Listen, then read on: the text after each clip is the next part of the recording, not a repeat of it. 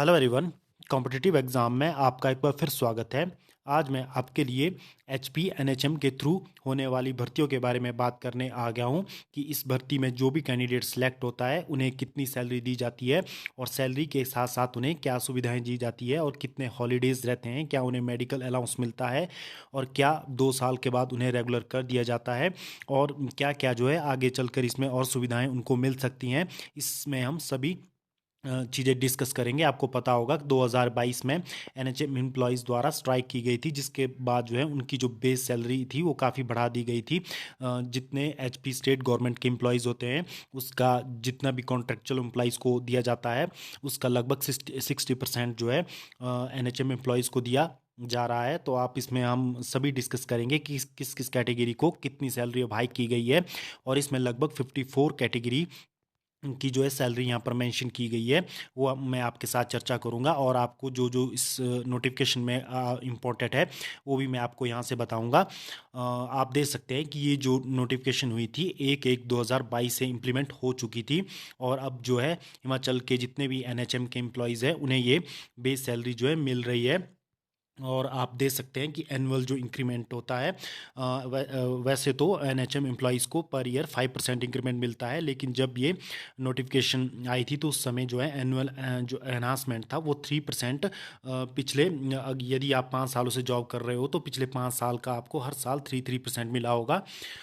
तो आप देख सकते हैं कि कॉन्ट्रेक्चुअल एम्प्लॉयज़ के लिए जो एनएचएम के एम्प्लॉयज़ रहते हैं वो आउटसोर्स में नहीं रहते हैं, वो एनएचएम और भारत सरकार के कॉन्ट्रैक्ट में रहते हैं। तो भारत सरकार और हिमाचल गवर्नमेंट का जो रेशो रहता है वो 80-20 के रूप में रहता है। तो 80 जो रेशो रहता है वो सेंट्रल गवर्नमेंट के थ्रू रहता है। सेंट्रल गवर्नमेंट से इनकी 80% सैलरी आती है, बाकी 20% हिमाचल प्रदेश गवर्नमेंट जो होती है इसमें अपना शेयर देती है। तो आप देख सकते हैं कि और एनएचएम एम्प्लॉयज़ को जो है क्या क्या सुविधाएं दी जाती है मैं आपको बता देता हूं। जैसे कि इसमें मेडिकल जो अलाउंस बताया गया है, हर एनएचएम जो एम्प्लॉयज़ होता है उसे जो है 400 रुपया पर मंथ जो है मेडिकल अलाउंस दिया जाता है, जो कि 1/1/22 से मैं सबको मिल रहा है जो भी एम्प्लॉयज़ जॉब कर रहा है। और टीएडीए के बारे में बता दूं, यदि कोई जो ऑफिशियल जो स्टाफ होता है ट्रेनिंग के लिए जाता है तो उसे टीएडीए दिया जाता है। भारत सरकार के जो या हिमाचल प्रदेश का जो फाइनेंस डिपार्टमेंट होता है उसके रूल और रेगुलेशन के हिसाब से आपको टीएडीए दिया जाता है। और इसमें ये भी कहा गया है यदि किसी एम्प्लॉयज़ की सर्विस के दौरान जो है डेथ हो जाती है तो उसे जो उसका जो फैमिलीज मेंबर होते हैं तो उसको जो है मिशन डायरेक्टर या एचपी हेल्थ जो स्टेट सोसाइटी होती है उसके थ्रू जो है उनके जो घर वाले होते हैं उन्हें जॉब दी जा सकती है। तो ये भी इसमें रूल प्रोविज़न जो है बना दिए गए हैं। और आप देख सकते हैं कि कंपनसेटर ग्राउंड में असिस्टेंट ऑन कंपनसेटिंग ग्राउंड, यानी कि मैंने आपको बता दिया कि यदि किसी एम्प्लॉयज़ की जो है जॉब के दौरान मृत्यु हो जाती है तो उसके wife, husband, daughter, son as any case में be considered as compensated ground for employment in the state health society subject to the fulfilment of education and other criteria. यानी कि मैंने वही बताया, यदि जो कैंडिडेट है सारे क्राइटेरिया को फुल करता है तो उसे इसमें जॉब दे दी जाती है। तो आप देख सकते हैं कि लीव का क्या स्ट्रक्चर जो है एनएचएम एम्प्लॉयज़ के लिए रहता है। तो आप देख सकते हैं कि लीव आपको जो है 12 जो है कैजुअल लीव दी जाती है जो पर मंथ एक होती है, यानी कि 12 मंथ की 12 कैजुअल लीव आपको दी जाती है और 2 आपको आरएच दी जाती है जो रिस्ट्रिक्टेड हॉलीडे, और 10 आपको जो है मेडिकल लीव दी जाती है जो कि फुल पे पे रहती है, और 5 आपको स्पेशल लीव दी जाती है। तो इसी प्रकार टोटल जो लीव आपकी बन जाती है वो 29 के करीब बन जाती है। तो आप देख सकते हैं ये जो डिफाइंड है एनएचएम की एम्प्लॉयज़ को ये दी ही जाती है। तो ये मैंने आपको बता दिया कि इतने इतने लीव स्ट्रक्चर इनका रहता है। और उसके बाद आपको यहाँ पर आप देखेंगे कि किस किस कैटेगरी में कितनी कितनी सैलरी रहती है। आप दे सकते हैं इसमें जो फर्स्ट कैटेगरी है स्टैटिस्टिकल असिस्टेंट, आप देख सकते हैं कि 19,800 रुपये इनका बेस बनाया गया है, और लेबोरेटरी टेक्नीशियन का 18,300 है, और ड्राइवर का 10,910 है, और क्लर्क का आप देखेंगे 18,300 इनका बेस सैलरी है। ये बेस से स्टार्ट होगी और इसके ऊपर जो आपको 400 रुपये मेडिकल भी मिलेगा। और फार्मासिस्ट का आप दे सकते हैं एक्चुअली जो ये यहाँ पर फार्मासिस्ट और स्टाफ नर्स का चेंज हो चुका है। फार्मासिस्ट का जो आपको मिलेगा वो 20,800 मिलेगा, और स्टाफ नर्स का 21,300 आपको बेस सैलरी दी जाएगी, जो नए इन 2 कैटेगरियों की चेंज हो चुकी है। और उसके बाद आप देख सकें ऑपरेशन जो ऑक्यूपेशनल थेरेपिस्ट होता है उसे 19,800, और साइकोथेरेपिस्ट 19,300, रेडियोग्राफर 13,410, और डेंटल सर्जन आप देख सकते हैं कि डेंटल जो सर्जन रहते हैं BDS डॉक्टर्स, उनके लिए ये 29,100 रुपये सैलरी रहेगी। और डेंटल हाइजीनिस्ट के लिए 19,300, और डेंटल मैकेनिक्स के लिए 19,300, और डेंटल जो असिस्टेंट रहते हैं उन्हें 8,150 रुपये दिए जाते हैं।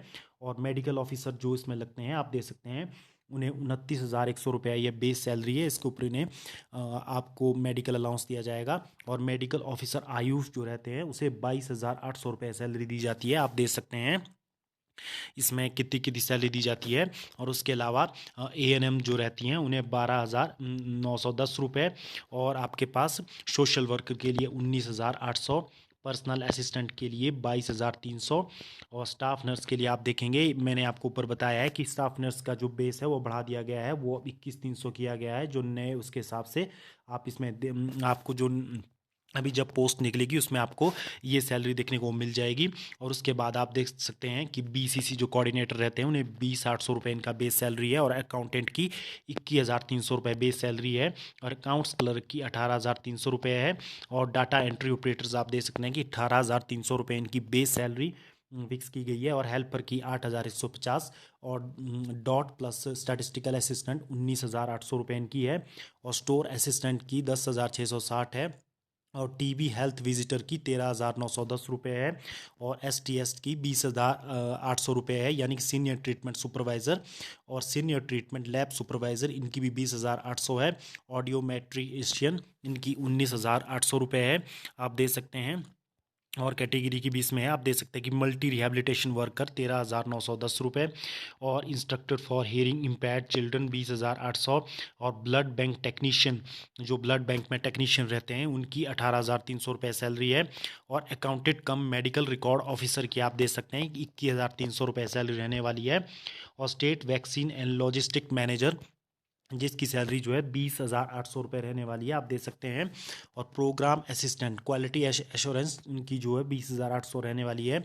RBS के मैनेजर उनकी 20,800 रहने वाली है, और आशा कोऑर्डिनेटर इनकी 20,800 रुपये रहने वाली है। बेस सैलरी ये रहेगी, इसके ऊपर आपको इंक्रीमेंट भी दिया जाएगा। और डिस्ट्रिक्ट प्रोग्राम कोऑर्डिनेटर इनकी भी 20,800 रहने वाली है, और काउंसलर की भी 20,800 रहने वाली है, और टेक्निकल असिस्टेंट की 20,800 रहने वाली है, और डाटा मैनेजर की 18,300 रहने वाली है। तो आप देख सकते हैं कि ये बेस सैलरी जो है 2022 में बनाई गई है।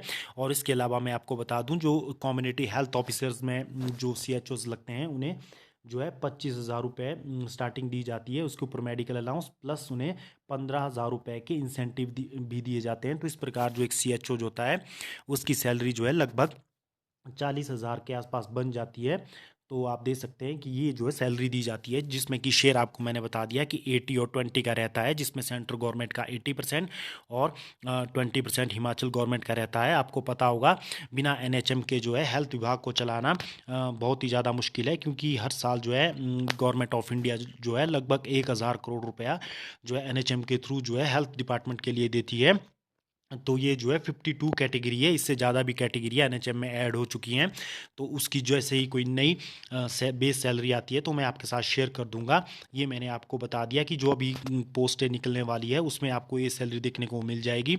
कुछ एक कैटेगरी में चेंज हुई है, जैसे कि स्टाफ नर्स और फार्मासिस्ट, और एक जो पर्सनल असिस्टेंट क्वालिटी एश्योरेंस है वहाँ पर जो है बेस सैलरी को बढ़ा दिया गया है। और जो भी अन्य कैटेगरी बच जाती है तो उनके लिए भी मैं जल्दी सैलरी के रिगार्डिंग एक आपके लिए एक वीडियो लेकर आऊँगा। आप देख सकते हैं कि किस प्रकार से 2022 में जो है कैलकुलेशन की गई थी। यदि कोई जो एक कैंडिडेट है यदि कोई एम्प्लॉइज़ 2002 में लग चुका था तो उसका जो एनहांसमेंट जो है 2002 से उन्हें 2022 तक इंक्रीमेंट दिया गया है। 19 साल की आप सर्विस देख सकते हैं। यदि उन्हें 18,300 उनकी सैलरी थी उसके ऊपर उन्हें इंसेंटिव जो है इंक्रीमेंट मिला होगा। 19 साल का इंक्रीमेंट आप दे सकते हैं कि उनकी जो सैलरी हुई है वो 32,089 हुई है। तो आप दे सकते हैं।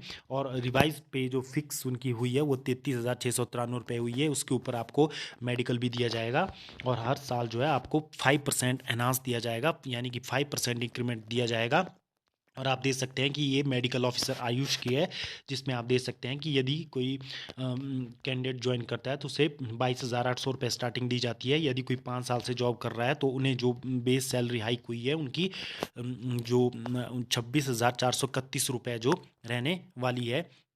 आप देख सकते हैं कि इस प्रकार से जो है 2022 में जो है बेस सैलरी हाइक हुई थी एनएचएम में। तो आपने जो है अपनी अपनी कैटेगरी की सैलरी देख ली होगी कि आपको यदि आप अभी 24 में लगते हो तो आपको बेस सैलरी स्टार्टिंग में कितनी दी जाएगी, और पर ईयर आपको 5% इंक्रीमेंट देखने को मिल जाएगा।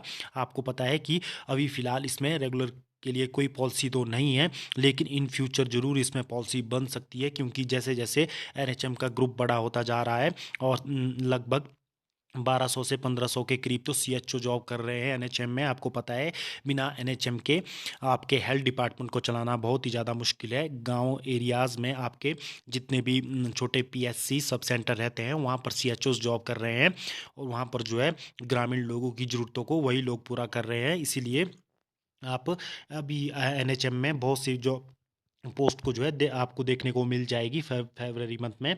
तो आप हमारे चैनल के साथ जुड़े रहिए, जैसे ही कोई न्यूज़ आती है तो आपके लिए मैं वीडियो लेकर आ जाऊंगा। धन्यवाद।